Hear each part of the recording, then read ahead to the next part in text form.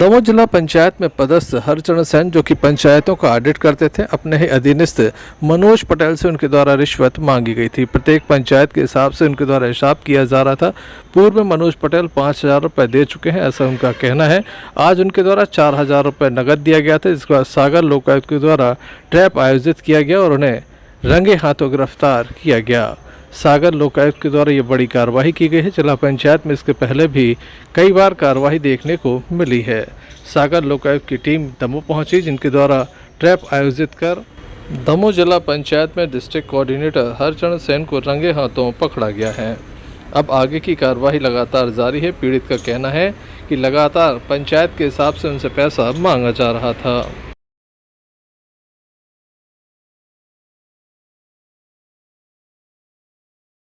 क्या नाम है, किस पद पे है? मेरा नाम मनोज पटेल है। मैं बीएसए के पद पे हूँ और हमारा कार्य होता है मनरेगा का सामाजिक अंकेक्षण करना। तो हम पंचायतों में कलेक्टर के आदेश अनुसार पंचायतों में सामाजिक अंकेक्षण का कार्य करते हैं और उसी दौरान हमारे समन्वयक अधिकारी हैं जो डीसी हरचरण वर्मा जी, इनका कहना था कि आप पंचायत में ऑडिट कर रहे हो तो हर पंचायत से हमें वसूली करके लाओ।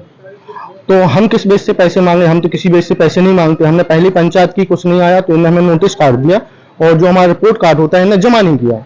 हमारे साथी होते हैं, हम 3 साथी होते हैं एक पंचायत में जाने के लिए, लेकिन इनका कहना ये था कि वो साथी कुछ नए हैं तो आप उनके द्वारा नहीं करवा सकते और उन पे भरना नहीं आता कुछ, तो बोल रहे थे आप ही आओगे, आप ही हमसे पंचायत में बात करोगे और हमें पैसे लेके दोगे। तो हमने एक पंचायत में मतलब पैसे ऐसे कुछ वसूली करवाई तो इन्हें हमें नोटिस काट दिया। फिर दूसरी पंचायत ऐसी कंडीशन घटी, फिर ऐसी करके हमने 3 पंचायतें निपटाई। तो इनका कहना ये था कि अगर आपको करना है, काम करना है तो हमें पैसे ला के देना पड़ेगा। तो फिर मैंने लोकायुक्त की सहायता ली। लोकायुक्त में सहायता करने के बाद उनने हमारी मदद की और हमने उन्हें ट्रैप करवा दिया। तो उन्होंने 4,000 की रिश्वत मांगी थी हमसे, तो 4,000 की रिश्वत में हमने उनको ट्रैप करवा दिया। इसके पहले भी आपसे लगातार पैसे की मांग की? हाँ, हर पंचायत में मतलब जैसे पंचायत कंप्लीट होती है, हमारी ग्राम सभा होती है, जिस दिन फोल्डर जमा किया जाता है उसी दिन पैसे के लिए फोन आता है और फोन आने के बाद अगर अपन समय पर आ भी जाते हैं तो वो क्या है, पैसे बोलते हैं पैसे लाओ, फोल्डर जमा नहीं होगा आपका, आप एक काम करो आप फोल्डर ले जाओ, और फिर नोटिस काट देते हैं कि फोल्डर जमा नहीं किया है। तो हम लोग कोई प्रूफ ली तो ऐसा रख नहीं पाते क्योंकि फोल्डर उनके द्वारा जमा किया जाता है, कोई रिसीव देते नहीं है, यही कारण था। इसके पहले कभी पैसा दिया क्या? इसके पहले एक पंचायत का पैसा दिया था, उसकी मेरे पास वॉइस रिकॉर्डिंग है, मोबाइल में वॉइस रिकॉर्डिंग है। उन्होंने 5,000 रुपये की डिमांड की थी, 5,000 रुपये मैंने दिए थे, लेकिन वो क्या होता मान्य नहीं होता लोकायुक्त में। तो फिर मैंने उनसे 4,000 की उन्होंने डिमांड फिर की तो मैंने 4,000 के लिए लोकायुक्त की सहायता ली। कब शिकायत की? जे मैंने की थी परसों के दिन 17 तारीख। ये 4,000 रुपये जो आपके पास से मिलेंगे? 4,000 रुपये वो लड़का आया, खड़ा हुआ हमारे बगल में, उसने जेब में डाल दिए। अभी तक का आरोप जानते हो आप उसको? वो कौन है? हाँ, हमारा ही बीएसए है, हमारे उसमें काम करता है, हमारे उसमें हमारे साथ काम करता है। मतलब तो उसकी पंचायत की ऑडिट, जो पंचायत की ऑडिट होती है उसकी देखरेख आप ही करते हैं, उसके डॉक्यूमेंट्स की? पंचायत की ऑडिट तो वही करने जाते हैं, यहाँ पे फोल्डर वगैरह जो वहाँ से प्रपत्र लाते हैं वो जमा करते हैं यहाँ पे। तो फोल्डर बनाने के 2,000 रुपये? नहीं, फोल्डर बनाने के 2,000 रुपये नहीं, वो तो फोल्डर जमा करने के लिए आती रहती है और वैसे भी आती रहती है हमसे मिलने के लिए। अब ये हमें पता नहीं कि आप किसके लिए पैसे दे रहे हैं। कभी वो क्या करते हैं कि हमसे पैसे ले भी जाते हैं, सर हमें उधार दे दो पैसे, हमें इसकी ज़रूरत है, वो है और का नाम से फिर वो वापस भी करते हैं पैसे। जैसे आपको लगा वो उधारी के पैसे वापस कर रहा है? हाँ, तो हमें ये लगा कि पैसे दिए उधार आपको? अब कभी वो का नाम से 2,000 मांगता है, कभी 4,000 मांगता है। डली थी आपकी उधारी जब ऐसे 3-4 हज़ार रुपये थी उसके पास उधारी हमारी।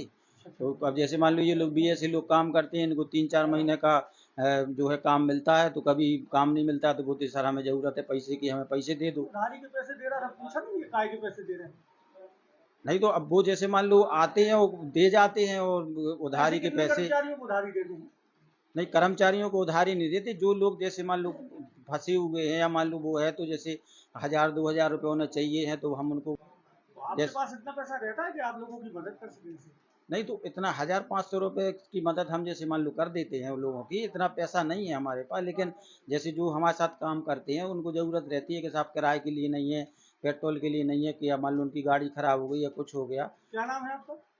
हमारा नाम हरचरण सेन वर्मा। भैया आपने बोला कि इन्होंने जेब में डाल दिया यहाँ पे, तो यहाँ और लोग भी बैठे थे कि उन्हें जबरदस्ती जेब में डाला, उन्हें भी देखा हो? नहीं, अब ये तो हमें पता नहीं है कि उन्होंने देखा या नहीं देखा। हम तो इस तरफ अपना काम कर रहे थे। हम तो मतलब उसकी हवा हमें की तरह आए और उन्हें क्या कार्रवाई हुई, कितनी रिश्वत लेने नहीं, हवा की तरह नहीं है। इधर बगल में हमारे पीछे जिला पंचायत कार्यालय में पदस्थ हैं हरचरण सेन उर्फ हरचरण वर्मा। ये प्रभारी जिला कोऑर्डिनेटर के पद पर पदस्थ हैं। इनके अंडर में पदस्थ है मनोज पटेल, जो वीएसए के पद पर पदस्थ हैं इनके अंडर में। और इसके द्वारा 17 तारीख को हमारे लोकायुक्त कार्यालय में शिकायत की गई कि हरचरण सेन जो प्रभारी जिला कोऑर्डिनेटर हैं, इनके द्वारा हर पंचायत में, मतलब जो भी पंचायत में ये ऑडिट करता है, मतलब मनोज पटेल आवेदक जो ऑडिट करता है, तो उनका ये कहना है हरचरण सेन का कि जिन जिन पंचायतों का आप ऑडिट कर रहे हैं, पर पंचायत मुझे 2000 रुपये रिश्वत के रूप में चाहिए। नहीं अगर मान लो ये राशि नहीं देता है तो उस पर प्रेशर बनाया जाता है, अनावश्यक उसको नोटिस जारी करके दबाव बनाया जाता है। उक्त शिकायत का सत्यापन किया गया और सत्यापन पर हमने ये पाया कि इनके द्वारा पर पंचायत 2000 रुपये की रिश्वत मांग की जा रही है। और आज इनको 2 पंचायतों के 2,000 के मान से 4000 रुपये की रिश्वत लेते हुए रंगे हाथों पकड़ा गया है। धारा 7 भ्रष्टाचार निवारण अधिनियम के तहत प्रकरण पंजीबद्ध कर विवेचना।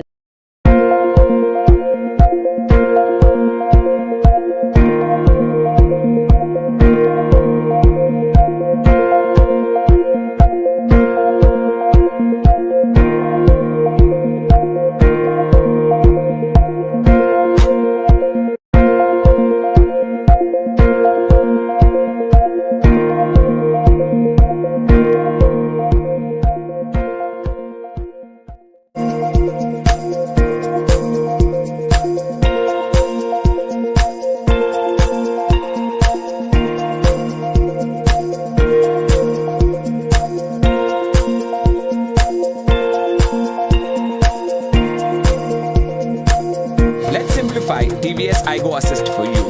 TVS iGo Assist has two main features: intelligent start-stop technology and integrated starter generator.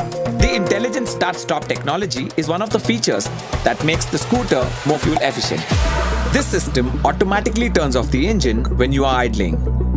The scooter restarts only when you press the brake and open the throttle, saving you fuel. You can even turn the system on or off.